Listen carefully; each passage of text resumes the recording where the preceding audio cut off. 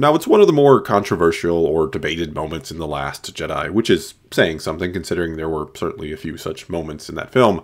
But the one I'm talking about here is when the Force ghost of Yoda essentially calls lightning down upon the tree that housed the ancient Jedi texts and sets it ablaze. Which I think leads one to ask or wonder a great many things about Force ghosts, things such as, are Force ghosts really able to do something like that? Are they really able to, shall we say, control not only things in the physical world or in the living Force, but to essentially control the weather? And if they're able to do that, what else are they able to do? What are the limits of their power? Also, why did Yoda wait so long to appear to Luke in order to try to help shake him out of his, funk? Or heck, why didn't he just warn Luke well beforehand, years and years before Luke had given up on the Jedi, that Palpatine was actually alive and well, and from the shadows was manipulating his nephew Ben, and was slowly but surely turning him to the dark side? I mean, what exactly is the purpose or point of the Force Ghosts if they don't help the Jedi safeguard the galaxy, right? And according to the Clone Wars animated series, this does seem to be at least one of their purposes to an extent, that they safeguard or ensure the future of the Jedi Order to help maintain it or bring it back if needed. Dark times are ahead, and forces of light must remain. This is the path of only a few Jedi. He is to teach one that will save the universe from a great imbalance. For this, the great gift will be his. And I do go more into becoming a Force Ghost in a video from the other day. I'll try to remember to link it in the description below. But anyway, at this point in the larger story, shortly before the end of the Clone Wars and Order 66, it seems like the fall of the Jedi, or the defeat at the hands of the Sith, is all but inevitable. It is something that is going to happen no matter what. But according to this priestess, someone needs to survive to go on in order to make sure Luke is eventually trained, in order to make sure the Jedi will return and that the Sith will eventually, hopefully, one day be defeated. We could even perhaps say that the Force itself, to some extent or on some level, I'm not saying the Force is truly sentient, but that the Force itself is kind of aware of the importance of the Jedi, that it understands there is a symbiotic relationship between the two, that the Jedi exist to carry out its will, and I think that will is merely an inherent desire to exist in a balanced state, and without them, without the Jedi for it to act through, the dark side will eventually prevail. And so to ensure a future for the Jedi, and thus a balanced Force where the dark side is held in check, a few select Jedi who embody the very ideals of the Jedi, who become the epitome of selflessness that can give up all attachments and serve the greater good entirely, they can preserve their consciousness after death in order to see to it that the Jedi Order will never truly die out, or that it will rise again from the ashes if need be. And no, this doesn't mean that the light dies with the Jedi or anything like that, or that the Jedi would even believe it does. This doesn't mean Luke was somehow right in The Last Jedi when he said, "To say that if the Jedi die, the light dies is vanity. Can you feel that?" In all honesty, I don't even know how or why Luke came to that conclusion, or ever would, other than to intentionally be pessimistic and angry over his own failures and to dissuade Rey from wanting to become a Jedi, which was the point of his 3 lessons in that film, to show the flaws of the Jedi and stop Rey from wanting to become one. Because the Jedi have never claimed or would claim that they are the light side of the Force, or that the light would die without them, and the only way a Jedi would even say anything remotely like that is if they were saying that without them around to counteract the Sith and or dark side, the light would end up being eclipsed or suppressed by the darkness, and that the galaxy likely ends up controlled by the Sith. Which is, yeah, basically what happens after Episode 3. We see this literally happen when the Jedi are defeated and what remains of them go into hiding and or exile. We quite clearly see that without the Jedi around, the light, in a sense but not reality, has died because there are no Jedi around that can stop the Sith. Which is because, to flip it around here, even if all the Sith are gone or wiped out, and the Jedi did, for roughly 1,000 years, think them to be gone, Impossible. The Sith have been extinct for a millennium. I do not believe the Sith could have returned without us knowing. Ah, hard to see the dark side is.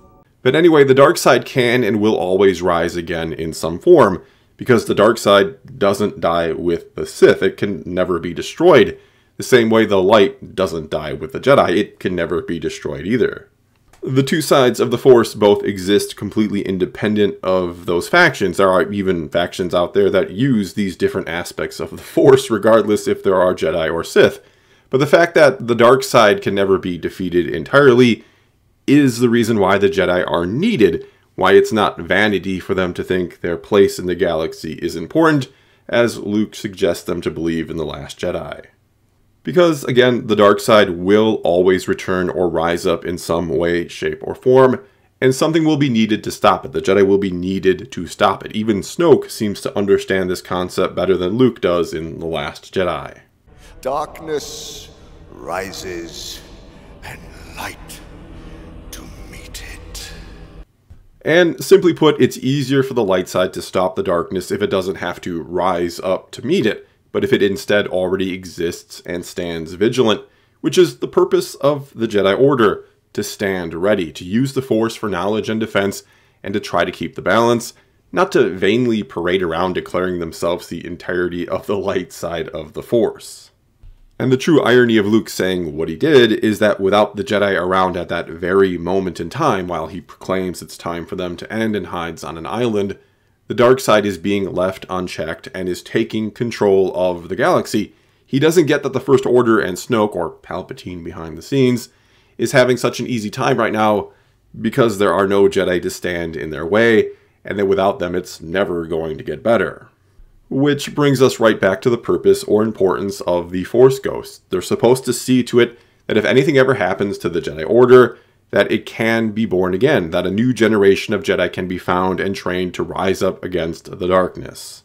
Which is why it would have made so much sense if, in The Force Awakens, what was leading Rey to Luke was the Force ghost of Anakin Skywalker, which seems to even get implied to be happening when his old lightsaber calls out to Rey, and shows her things that you could say are leading her to Luke. And it's also why she's been awakened in the first place and even having dreams of an island, and I'm assuming the island Luke is on, because the Force Ghosts are doing their job. They're ensuring the future of the Jedi Order. But alas, that idea was tossed away.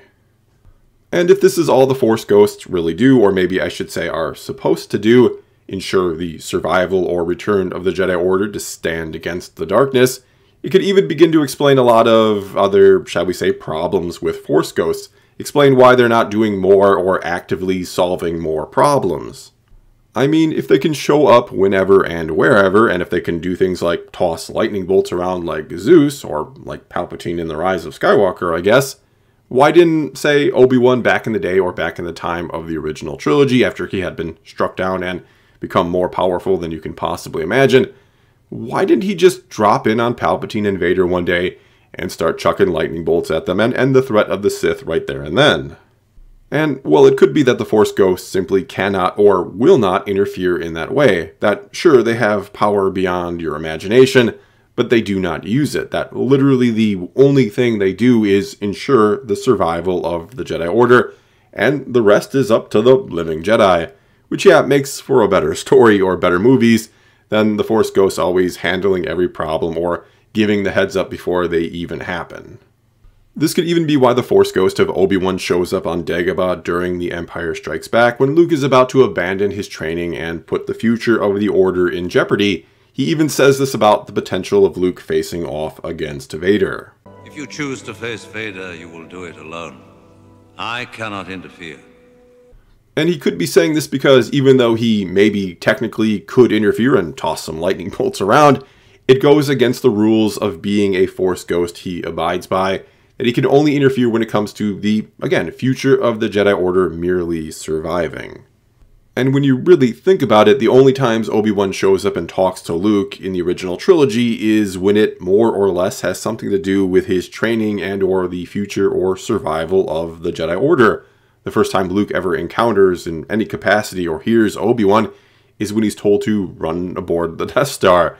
The next is during the trench run in A New Hope, where he basically gives him some pointers or tips or lessons and tells him the Force will be with him always.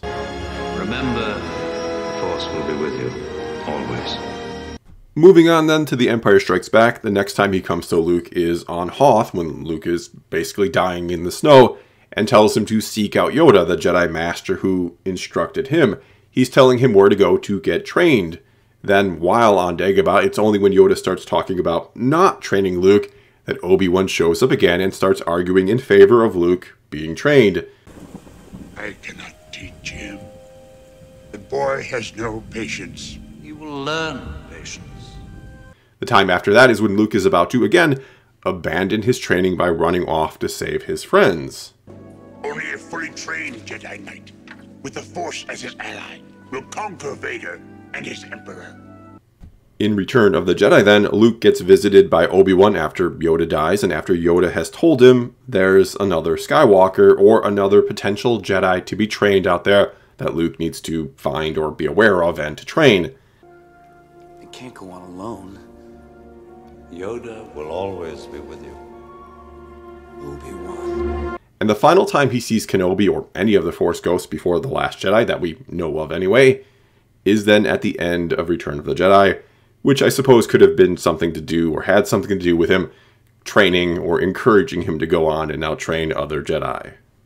Basically, looking at everything we learn about them in the original trilogy and then even in the Clone Wars animated series, it does seem like the only thing they can do is ensure the future of the Jedi Order, that they can only make sure that someone is trained that can carry on the legacy and then, if need be, take on the Sith or the dark side. However, yes, there could be any number of other reasons why Obi-Wan says he cannot interfere should Luke face Vader, any number of other sort of restrictions they face as Force Ghosts. For one, it could be just as simple as he cannot manifest in the presence of the dark side, and it's simply not possible for one reason or another. It could also be that a Force Ghost can only appear to someone willing to see them and or that knows, in some respect, how to see them.